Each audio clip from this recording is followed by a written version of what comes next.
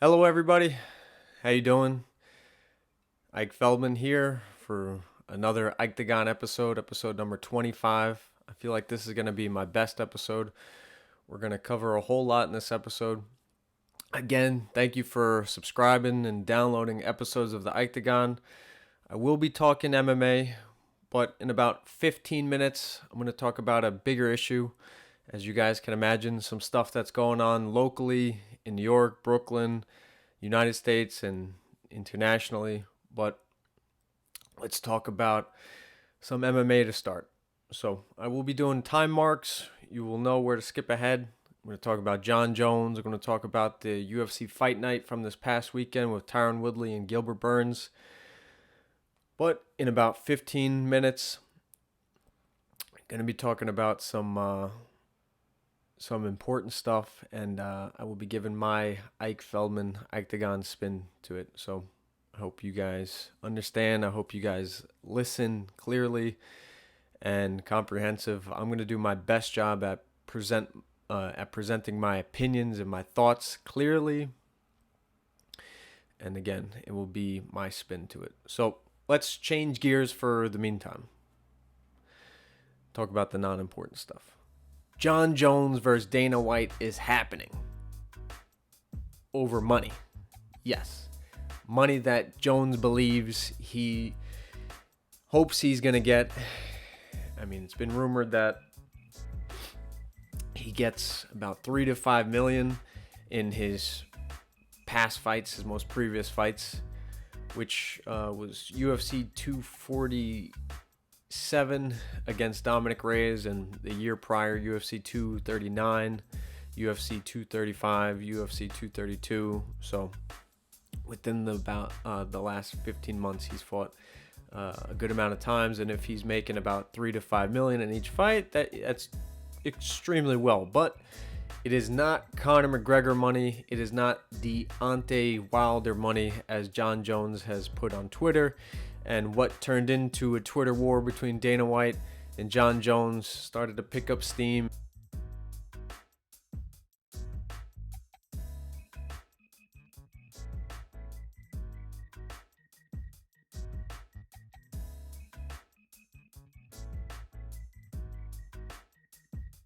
Dana White was not happy because I'm guessing that Dana feels he doesn't owe Jon anything. He pays him extremely well to do what he loves, and he's helped Jon Jones kind of skate free in a couple sketchy situations, which I'm sure you guys have heard of. Even as a casual sports fan, you could look up Jon Jones running with the law and with USADA, which is the anti-doping agency that the UFC works with. So Jon Jones has had a very, very extensive past of problems, and Dana White, I guess he felt that he would never have to go to the well in terms of insults and public shaming of Jon Jones, his greatest athlete under the regimen of Dana White.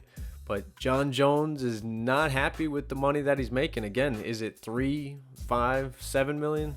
He says he wants Deontay Wilder money. And Deontay Wilder, Tyson Fury, Conor McGregor, they're all making north of 30, 40 million dollars.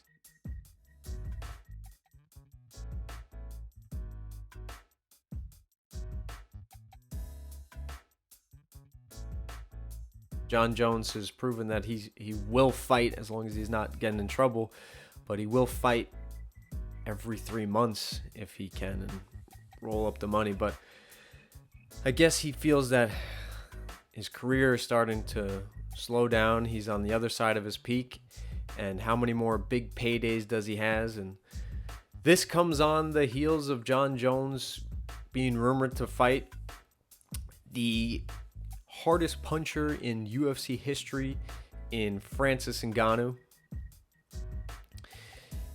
Jon Jones and Francis Ngannou are not in the same weight class. Jon Jones is at light heavyweight, which is the 205-pound weight limit for a weigh-in. Francis Ngannou fights in heavyweight, so Jon Jones feels this is the time. Not all his championship fights, not all his consecutive records, not everything he's done inside of the cage, but he feels this is the fight that he needs to get paid. Is it 10? Is it 15? Is it 20? Is it 30 million? Does he deserve it?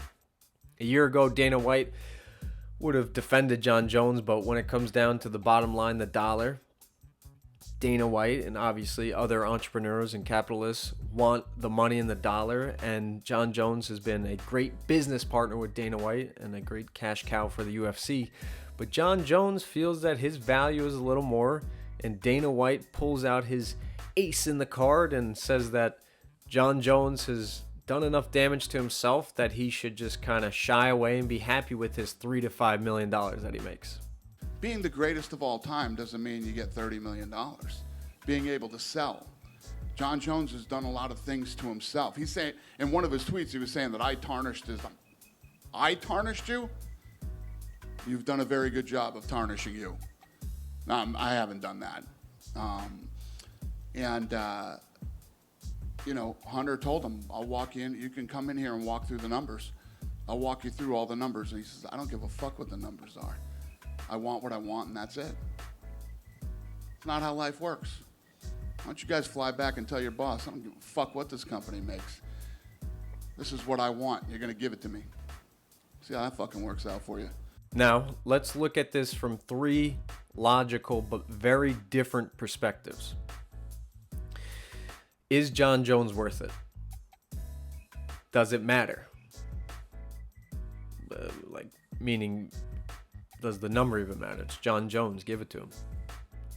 Or should Jon Jones be counting his blessings? So, the first question, is Jon Jones worth it? Or the first perspective. From UFC fans' perspective and Jon Jones' perspective, obviously we feel that... Actually, I can't speak for all the fans, because some of them would say Dana White is correct that Jon Jones should just be hush hush and shy away and be quiet and cast back into the shadows as you were. Be happy with your $5 million. And I understand their argument and their point of view. And I understand it. Doesn't mean I agree with it. Does it matter? Jon Jones' past? Should he be counting his blessings about his past? Dana White says yes. From that quote I just played you about Jon Jones tarnishing his own legacy, he's saying he could have been the LeBron James of this era or of all time, and LeBron James is probably going to go down as a top 5 NBA player of all time. But Jon Jones isn't going to be in the same conversation as LeBron James with a paycheck. That's where the issue is. There's a huge stat that's been floating around, and I would love to see a reporter who is face-to-face in a press conference with Dana White, even a fighter who is face-to-face, or even a fighter who has the power or the leverage to state this. But the rumor is that NBA, MLB, and NFL athletes, they control about 45 to 55% of the overall revenue. So let's put a mean number, a medium number, an average number on this.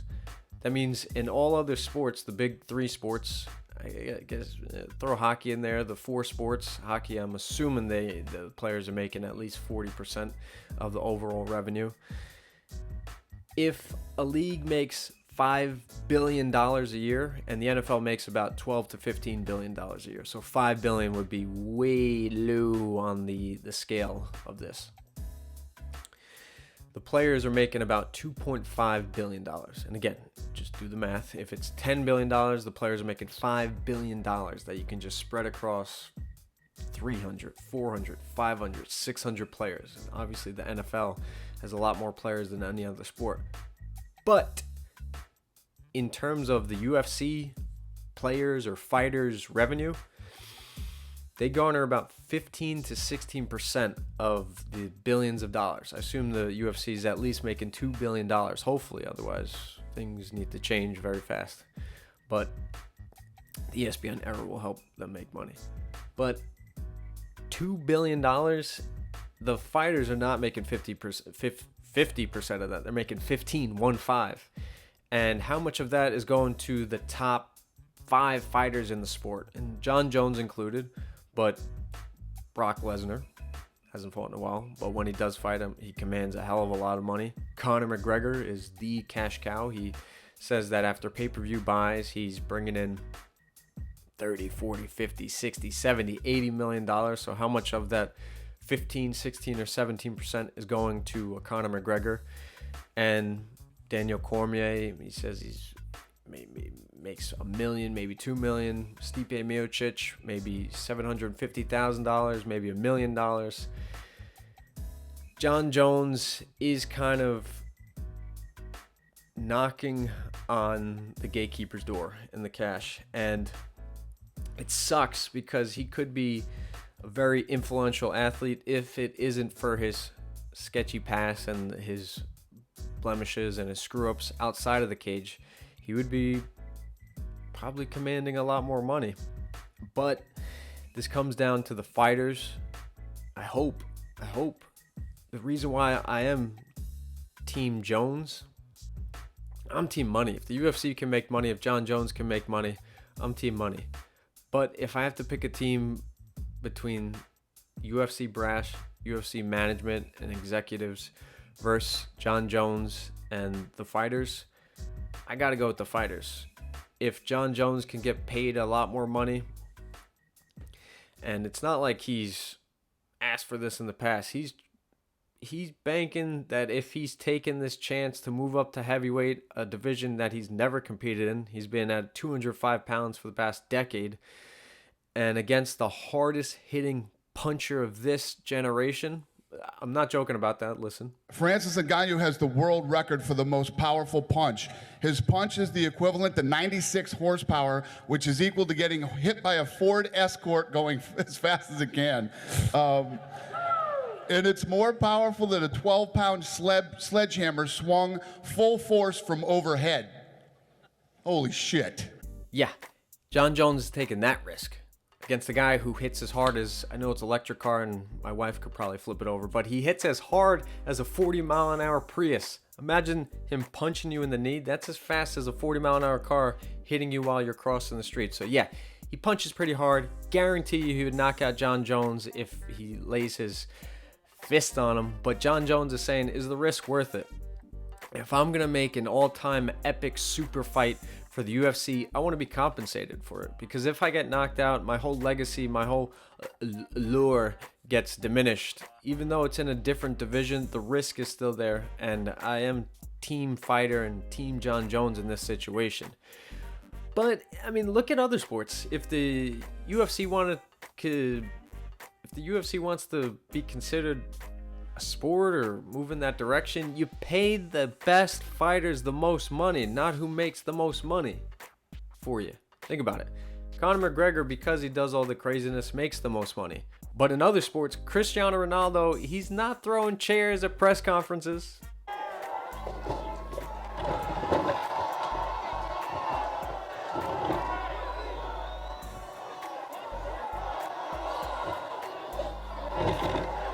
Tiger Woods isn't throwing dollies through windows.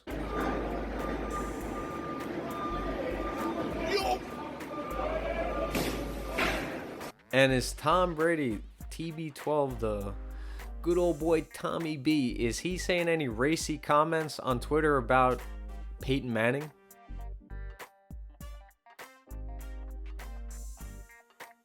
The answer to all those questions is no. Each sport's best athlete gets paid because of what they do in competition, not for how much eyeballs they bring to the court or to the baseball field or to the gridiron, the football field.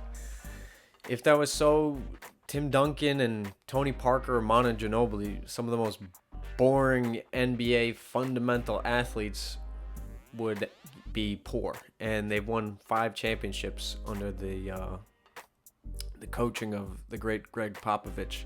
So Tom Brady, it's not super flashy. I mean, he wins, he throws the ball, throws touchdowns, it's fun. But a flashy offense is the Matt Ryans of the world with the Falcons in the heyday, is the Colts with Peyton Manning. Tom Brady would be broke as well. So Dana White should pay somebody who hasn't lost in 10 years. I understand the outside of the cage problems that comes with Jon Jones. I mean, he just recently had a DUI, I Bleav in March, which is an awful look. But Jon Jones should be getting paid Diante Wilder or Conor McGregor money. He should. But looking forward as like a fight purist and a martial artist, like, let's get this fight going. Let's pay these guys. Pay Francis Ngannou $2 million. Pay Jon Jones $10 to $15 million. Let's go. This fight's gonna be incredible. The heaviest puncher we've seen in the existence of UFC versus the greatest fighter of all time. Let's do it. Winner gets a title fight against the winner of Daniel Cormier, who Jon Jones has beaten twice, and Stipe Miocic, who beat Francis Ngannou. So it's a nice little love square, not a triangle, a square. There's 4 sides to this equation. I mean, don't listen to me just sell it to you. There's other people who agree with me. Jon Jones versus Francis Ngannou. Why'd you have to go there, dude? Yes. This fight needs to happen, and it will be a shame if it doesn't. Jon Jones can't be asking for 50 or 40 million, but please pay the man $20 million. I mean, he's done so much for you, Dana White, and filling in the gap in between McGregor absences and McGregor losses and Ronda Rousey absences and losses, and same things with Brock Lesnar. He's been your steady go-to side chick, and now your side chick wants to meet the family, and you're like, no, stay away from my family. Make the fight happen, please. Stop with the drama. Pay these guys, all right? We find out that you're a billionaire and that Zuffa and IMG and WME, William Morris Endeavor, Ari Emanuel, you guys are billionaires. So get somebody to level with Jon Jones. He's trying his best. I guarantee you, if he knows there's a little carrot at the end of the tunnel for 2020, I guarantee you he'll be on his best behavior. So you make money by him making money. Everybody makes money. I know it opens the door for other fighters to kind of wedge themselves in for negotiating contracts. Other fighters have lost within the last 6 months. Jon Jones is one of those rare athletes, generational UFC fighters who hasn't lost in a decade. Pay the man. Pay the man his money. Pay him. Pay that man his money. Now, moving forward, some actual fights did happen. Thank goodness. They were on ESPN, which is cool, but still, unfortunately, it's behind a paywall. The best talent that the UFC has to show to the public. UFC pay-per-view paywall. I mean, especially in the times we're in where not everybody's working. I don't care if it's a stimulus check. Let the fights be free. UFC 249, I paid. Call me Stu Nod. Call me an MMA addict. But I don't know if I'm going to pay that much for UFC 250. I might find a way to watch it for free. Because the UFC should be putting it on ESPN. And if you have an ESPN Plus membership, they should at least make it free to those viewers and subscribers. That's fair. I mean, the WWE does it. And Dana White is very boisterous about following in the footsteps of Vince McMahon. I mean, I'm sure ESPN would be happy to scoop up those extra subscribers, but Dana White wants to just keep squeezing the dollars out of the pay-per-view model. DAZN, D-A-Z-N, who has, what's his name, Canelo Alvarez and Gennady Golovkin, and I think Anthony Joshua's under there. But if you pay for the monthly subscription for DAZN, then you get the pay-per-view fights for free, which is outstanding and awesome. And if you watch a pay-per-view a month, which could be $50 to $60 in 2 months, you get your money's worth, because that's $120 and it's $10 a month. So you break out on the other side of that. UFC maybe raise the price of ESPN Plus, make it $7.99 a month, $7.95. They never do the 9 anymore. Make it $9.99 a month and give the pay-per-views to the subscribers. That's what WWE and the WWE Network does. So evolve, people, please. So on to some real fights that were on ESPN and ESPN Plus. Start from the bottom fights. The fight started off with 4 straight finishes. Chris Gutierrez versus Vince Morales.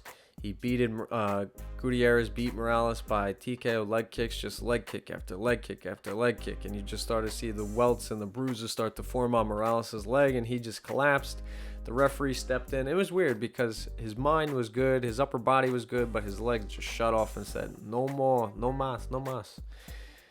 Great TKO victory. You don't really see that many leg kick victories. I saw a stat. I Bleav that's only the 4th or 5th stoppage by leg kicks in UFC history. So that was amazing.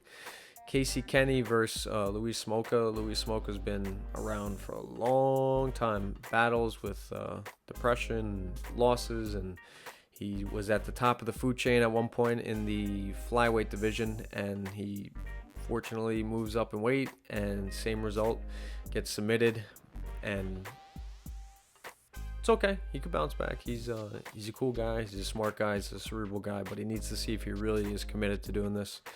The Fight of the Night award against Brandon Royval and Tim Elliott, who's my boy. I'll always watch a Tim Elliott fight. Royval beat Elliott by submission. It was a back and forth fight. Elliott kind of puts himself in those dangerous situations by always exposing his neck. He's confident in his defense, his wrestling defense, and his submission defense, but fool me once, shame on you. Fool me twice, I'm gonna submit you with the guillotine. So big win by Brandon Royval. That was the 3rd consecutive stoppage to start this card. And Jamal Hill versus Klidson Abreu. Oh my gosh. Abreu is a submission specialist and a Muay Thai artist. Well, he got outdone because Jamal just poured it on him with the strikes, the rangy strikes. It was almost like a taller version of Israel Adesanya. It was beautiful to watch. Jamal Hill is always improving, always evolving. Abreu, I don't know if he's going to come back with the UFC. He may have one more fight if he's lucky on the UFC, but his time is a ticking. Moving up on the card, Katlyn Chookagian, who fought Valentina Shevchenko back the co-main event with the John Jones Dominic Reyes card, UFC 247, February 8th in Houston. Chookagian lost that fight, got dominated by Valentina, who's one of the best fighters of all time, closing in on top 10 of all time, definitely top 15 of all time. But Chookagian says, fool me once, shame on me. Fool me twice, Shevchenko sisters, not going to happen. She faces Valentina's sister, Antonina. Antonina is the 12th ranked fighter in the women's flyweight division, and she's been on a roll. I think she's won 3 fights in a row with the UFC, but Chookagian is a seasoned vet, well-rounded fighter, really good striking, really good grappling, really good pacing, really good pressure, really good defense, well-rounded fighter, and her veteran experience showed that Antonina, not Valentina Shevchenko, needs to maybe fight a few more girls before she could start to crack on the top 5 of the women's flyweight division. So it was a fun fight, but it was dominating. It was a one-sided fight. To the main card, Mackenzie Dern, the very storied, very marketable Mackenzie Dern. She is a former world jiu-jitsu champion. She's very marketable. The UFC continues to try to push her, even with her giving birth, which shouldn't be a big deal. And for her missing weight multiple times, she defeats Hannah Cifers.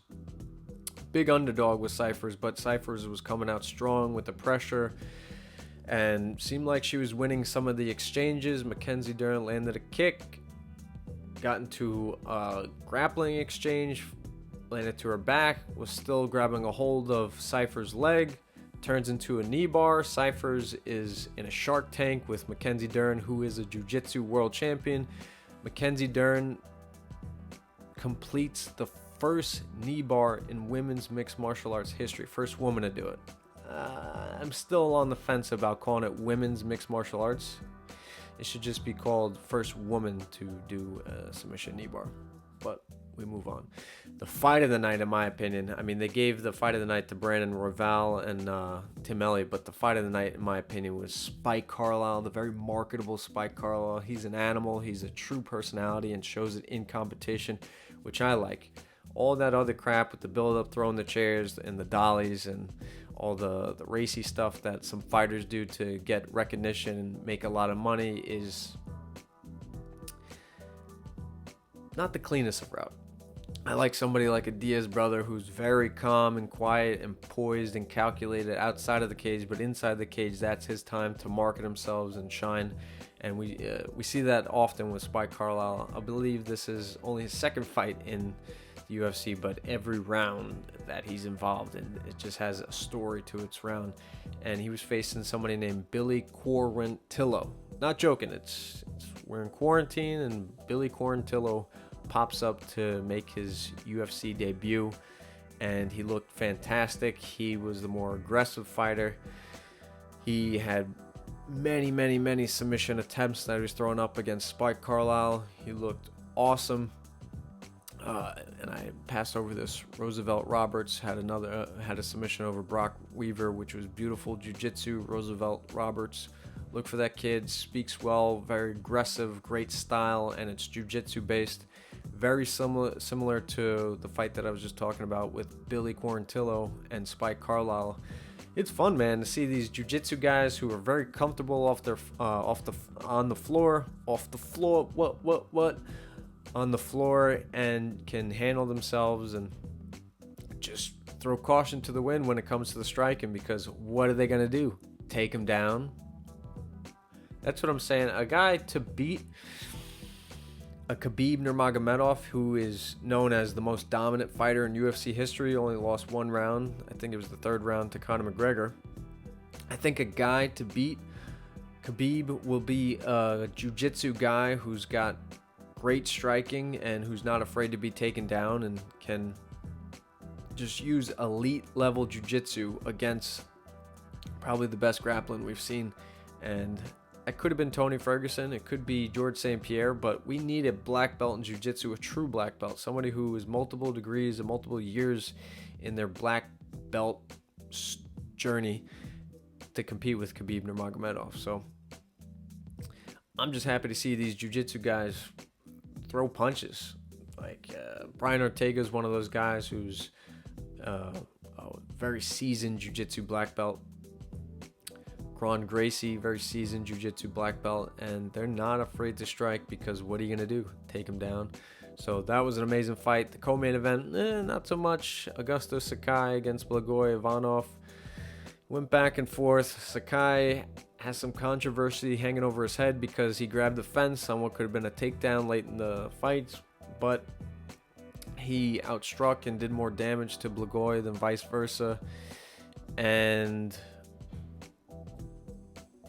he won. The fight was alright. Again, this isn't the best talent the UFC has to represent, and this is on ESPN. I kind of feel like this is like, why are we hiding the hot chick? Why are we hiding the fast car in the corner and showcase it, Dana White? Make the pay-per-views free, please. The best talent should be showcased to the world.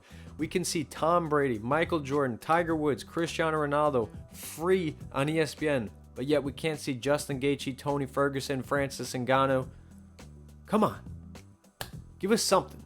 You're doing great by getting these fights together, but you're kind of penny pinching us with these pay-per-view costs. And it's $65, even if you have the ESPN Plus subscription. I digress.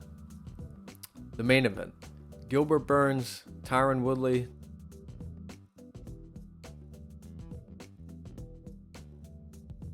Tyron Woodley, the former UFC welterweight champion of the world. He is the second greatest welterweight champion of the world. You have George St. Pierre, GSP, who has all the records at welterweight. Tyron Woodley, a lot of W's going on here. Tyron Woodley, I believe he had 4 straight defenses, beat Wonderboy, Damian Maia, Darren Till. Who else? Wonderboy twice.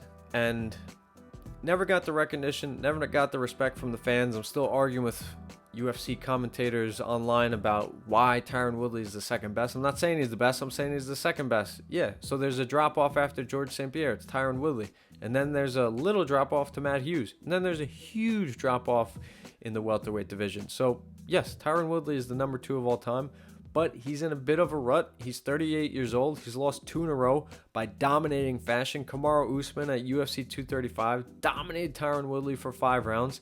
Gilbert Burns not afraid to strike, grapple, wrestle, pressure, box, get in the pocket with Tyron Woodley, dominated Woodley for another 5 rounds.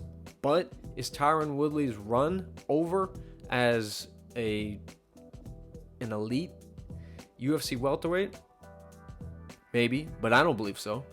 Look at the rankings. I believe that a Tyron Woodley-Colby Covington fight is perfect. The UFC missed the ball or dropped the ball on that when they put together the Darren Till Tyron Woodley fight back at UFC 228, but this is the time to do Tyron Woodley-Colby Covington. Covington just got finished at UFC 245 in December with a broken jaw, blood leaking all over the place. Let the man get a full year to recover. Put this fight together in the fall. Do it at MSG in November. Ooh, yeah, maybe there'll be some fights. Do it at Vegas in December. Not at the Apex. Hopefully there'll be some fights and fans to see it.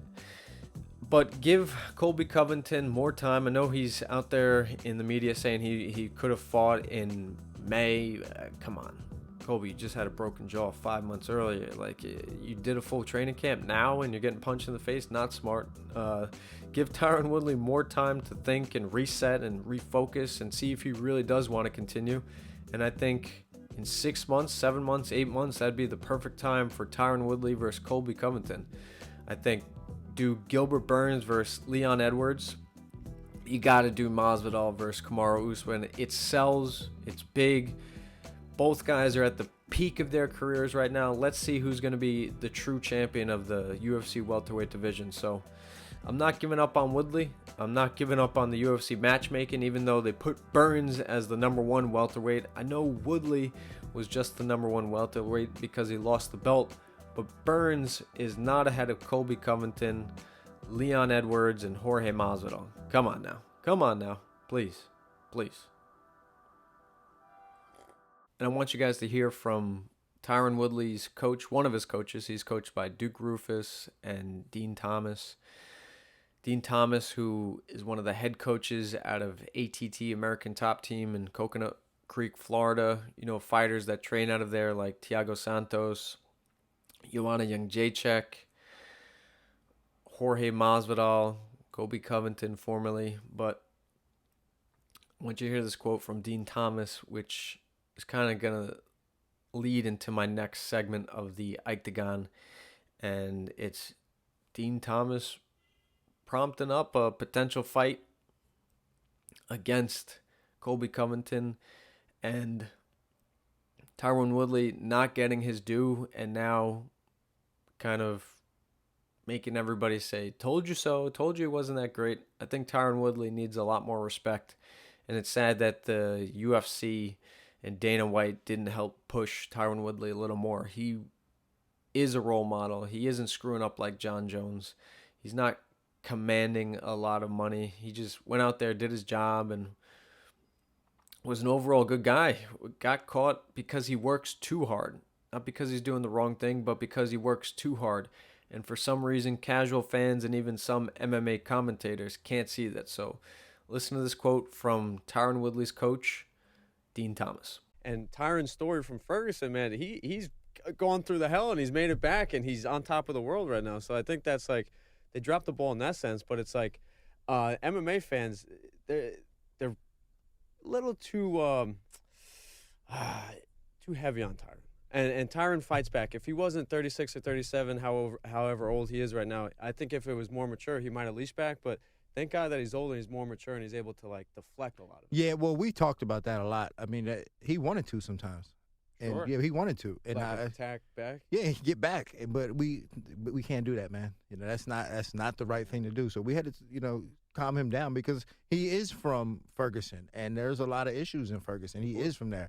And for all this to be happening around the same time, like him having his career come up at the same time where all this racial stuff is happening. And then when he wins the belt, like everybody, he thought it was going to be so great, but he was getting all this backlash. And he didn't really even come out publicly with it, but he getting all these messages from fans calling him names. And yeah, and it was bad for him, and it hurt his feelings. Like, Tyron is a people person, and it hurt his feelings to be the champ, best of the world, and not get the expectation of what he thought it would be. Is like everybody's gonna love me, but it wasn't like Euphoria. that. And that quote comes from my former project, Outside the Cage.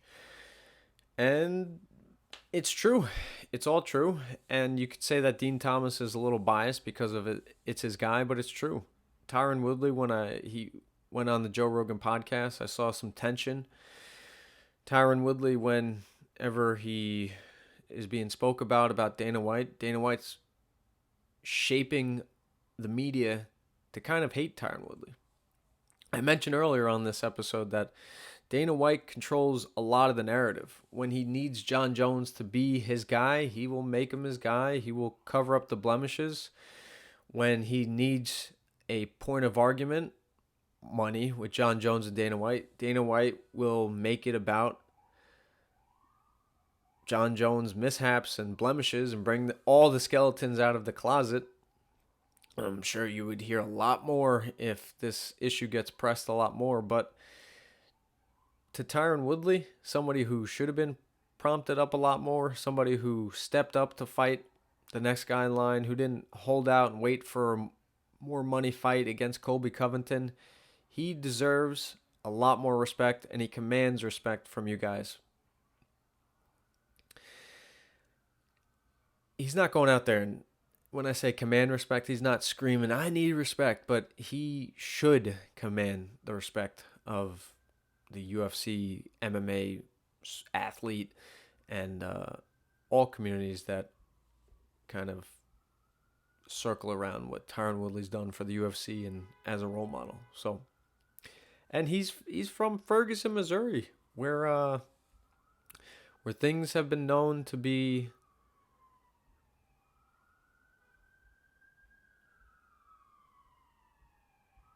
very depressing. And that leads me to what I want to talk about next.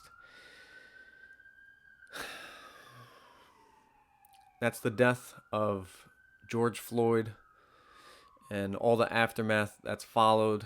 So let's start. I am going to harp on three parts to what's going on with this situation in the world, and Minneapolis and New York and all over the United States, and what everybody's seeing around the world. The three parts are law enforcement, the cops, the protesters, the people with the signs and chanting and marching, and the criminals, the people looting, the people fighting, the people shooting, stabbing, that should be arrested no matter what. So pay attention to the three parts, because I will bring it up early and often and keep reminding you the three parts, and not to blur the lines in terms of whose fault. Everybody wants to point the finger whose fault it is. It's everybody's fault. But I want to start with the cops. A poorly trained cop was put in a tough situation that he was clearly not trained for. A knee on a neck is way too aggressive for the given situation, and was clearly a power trip on the untrained officer. Now, before I get to a sound clip that I want to play for you guys, let me be clear. I am not anti-cop. I am not anti-cop. My best friend and the best man at my wedding is a cop, and an amazing cop that has worked for over 7 years inside one of the most dangerous districts in the United States of America, East New York. His precinct is so intense that a documentary can be found on Netflix, which was made about the lawlessness that goes on in the 75th precinct. My friend has seen it all.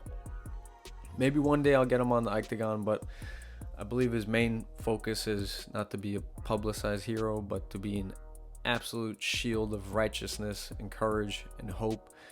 Hope that one day more and more cops will be as savvy as he is. He's a real life projection of what former UFC fighter turned highly successful coach Elliot Marshall wants cops to be. He believes that cops should be mentally trained and physically, obviously, trained a lot better. So listen closely, people.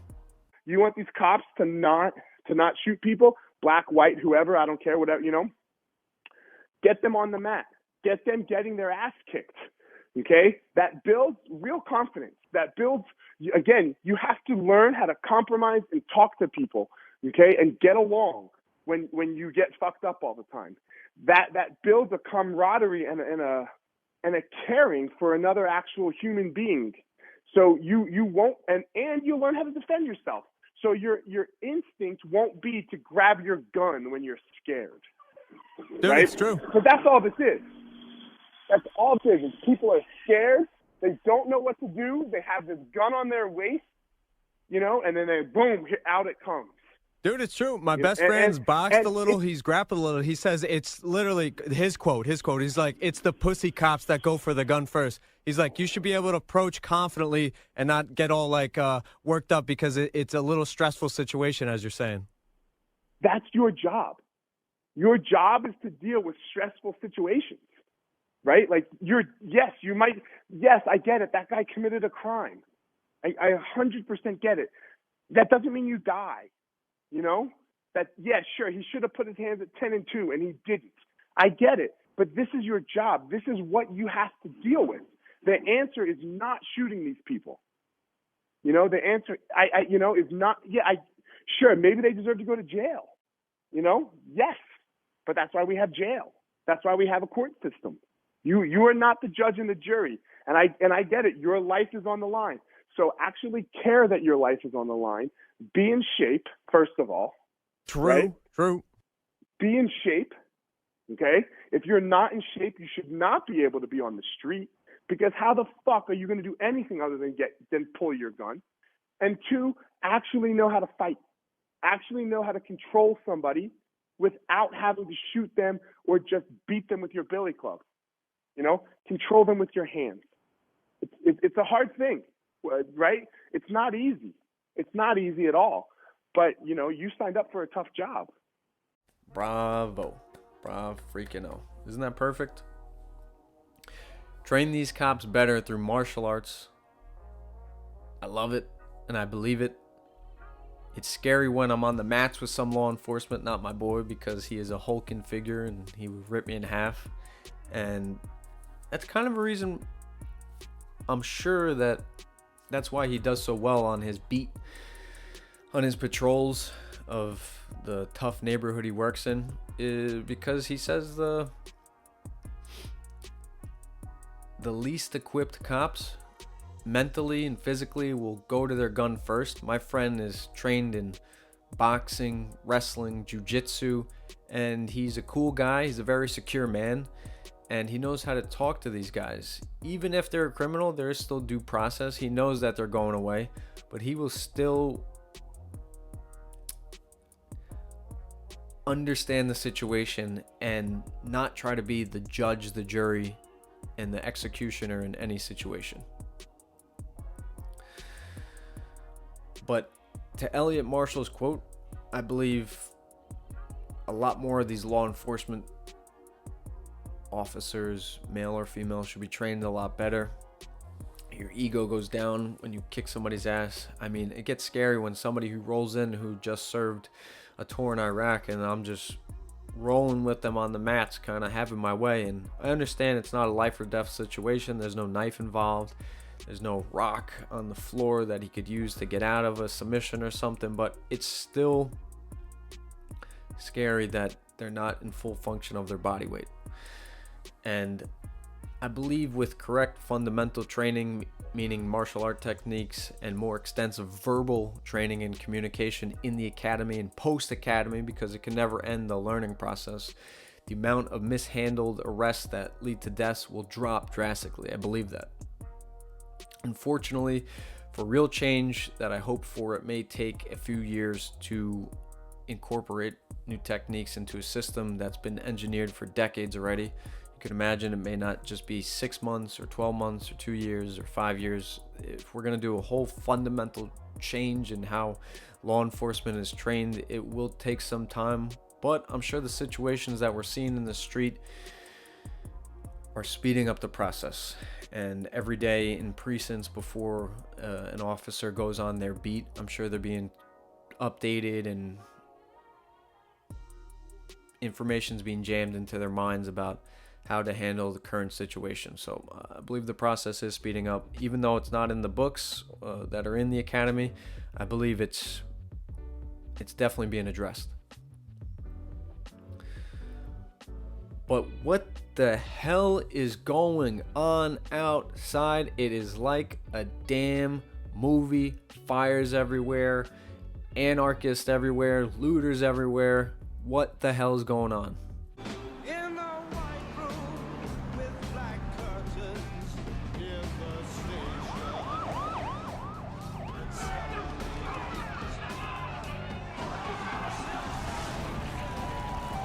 I mean, seriously, I joke with the Joker clip, like that's how things are, but I mean, it is kind of like that. I mean, we need a hero. We need somebody who can help us. We need the Cape Crusader.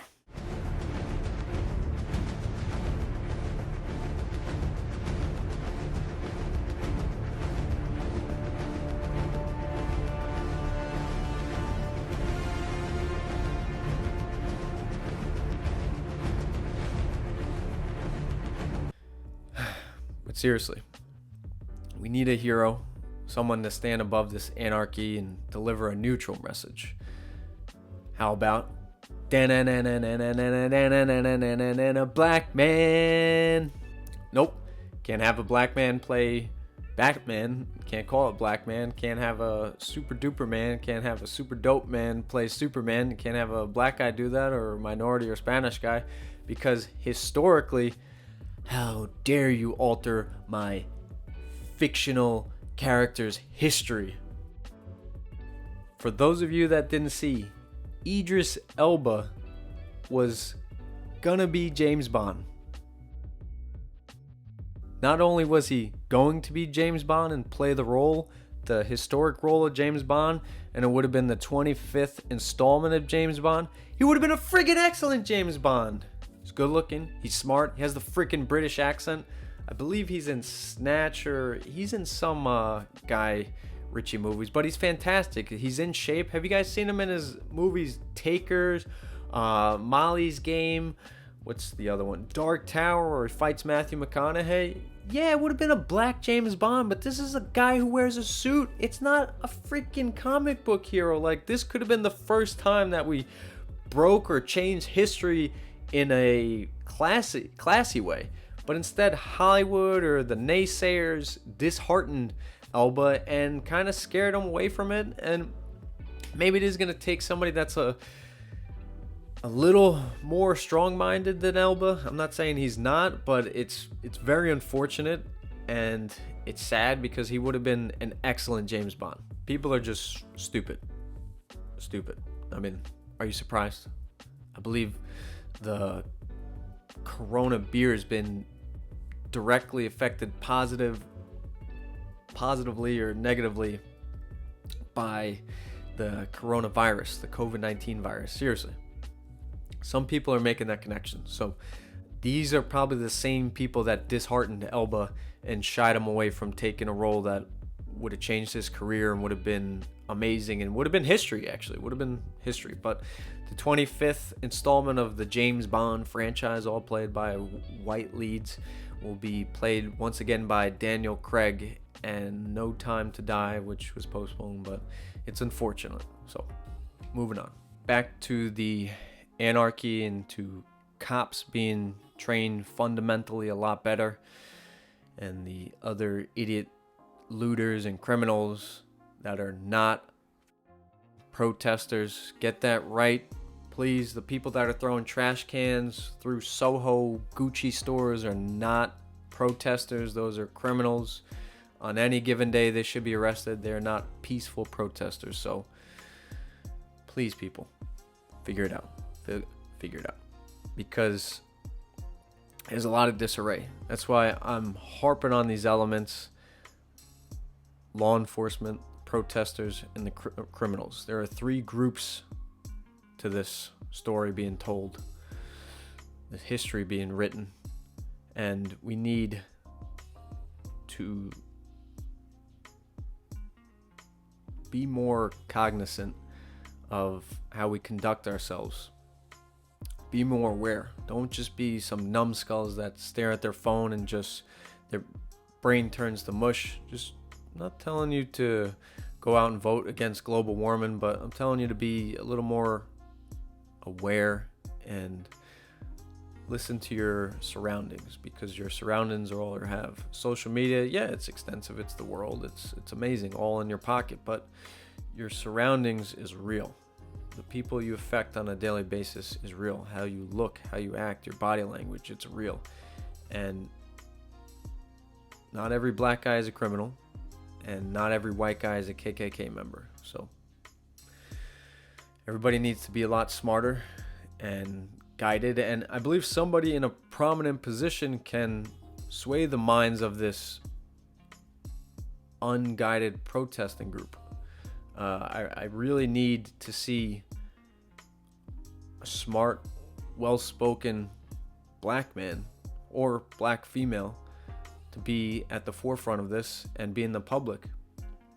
I understand that we're seeing local judges, senators, authors speak out about the social injustice and what's going on. But in all honesty, I tell you not to stare at your phones, but you're probably watching me on your phone.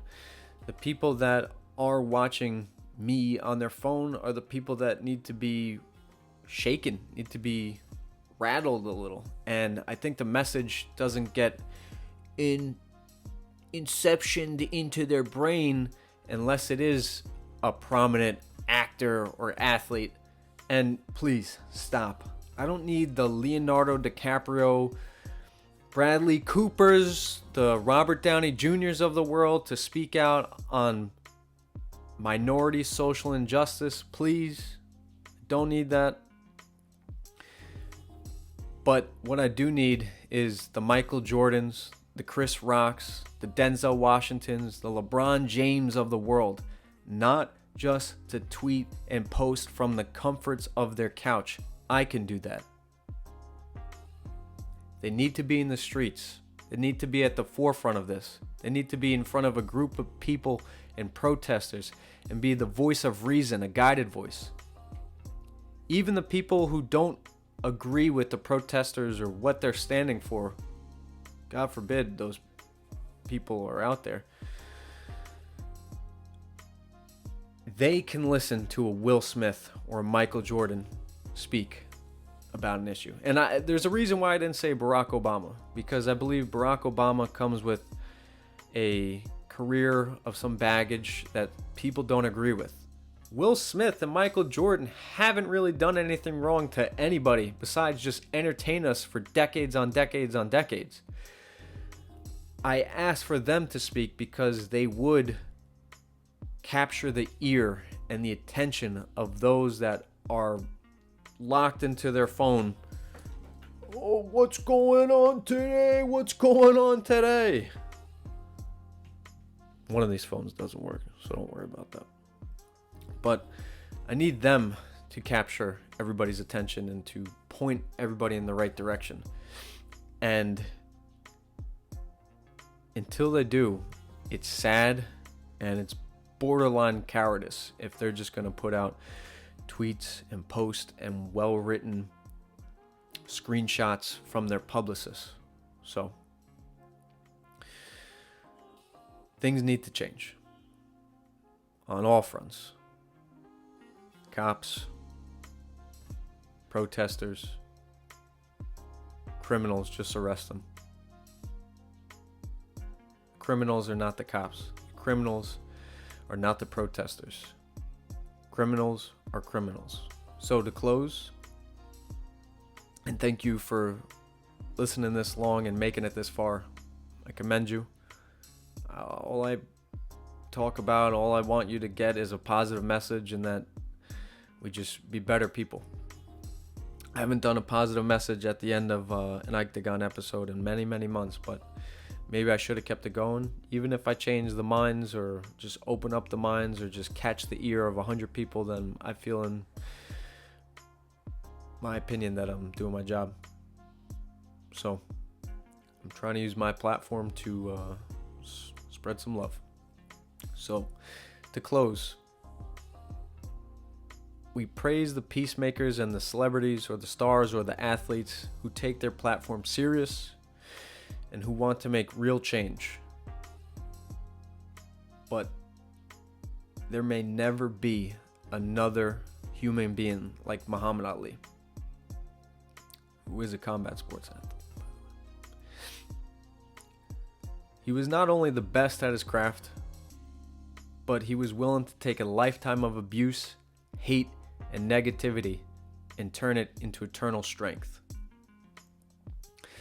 Ali won the Olympic gold in 1960 in Rome, Italy, and came back to the United States of America and was not served at a local diner. So to wrap, law enforcement. We need much more verbal and physical training, and you need to make millions and millions of copies of My Friend Joe. Seriously, like the Clone Wars and Star Wars. Make a bunch of stormtroopers. The stormtroopers were good, people, if you watch the movies. They were good before they went bad. But we need more Joes on the street and on the beat. Protesters. It's not your fault, but where is the guided leadership? Where's the Muhammad Ali of today? There will never be another Muhammad Ali, but where's somebody that can kind of fill his shoes? That's what's needed, because it's getting uglier and uglier in the streets. Criminals on both sides of the fence. Arrest them all. There's no room for negativity in society. No room for hate.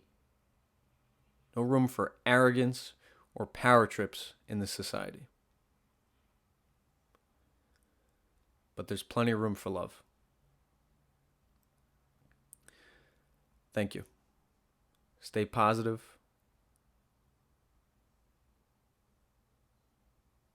That's it. Just stay positive. Thank you.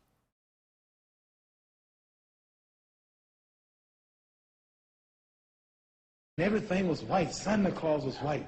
And everything bad was black. The little ugly duckling was a black duck. And the black cat was the bad luck. And if I threaten you, I'm going to blackmail you. I said, Mama, why don't they call it white mail? They lied too. I was always curious. And then this is when I knew something was wrong. Won the Olympic gold medal in Rome, Italy. Olympic champion, the Russian standing right here, and the Pole right here. Dun dun dun dun dun dun dun dun dun dun. I'm standing so proud. Dun dun dun dun dun dun. And I done whipped the world for America. Dun dun dun dun dun. I took my gold medal, thought I'd invented something. I said, man, I know I'm going to get my people freedom there. I'm the champion of the whole world, the Olympic champion. I know I can eat downtown now. And I went downtown that day, had my big old medal on, and went to restaurants. At that time, black things weren't integrated. The black folks couldn't eat downtown. And I went downtown, I sat down, and I said, a cup of coffee, hot dog. The lady said, we don't serve Negroes. I was so mad. I said, I don't eat them either. Just give me a couple of hamburgers.